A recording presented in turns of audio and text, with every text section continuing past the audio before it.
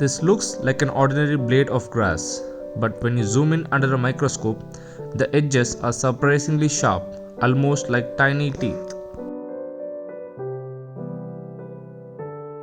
Now let's see the process.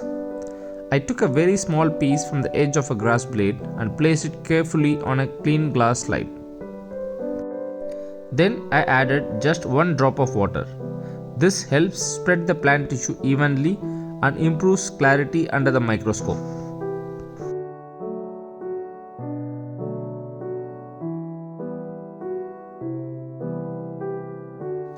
After this, I slowly placed a cover slip on the top, making sure no air bubbles were trapped. Now let's look at the grass under the microscope. The bright green regions you see are plant cells filled with chlorophyll, which helps the grass make food using sunlight.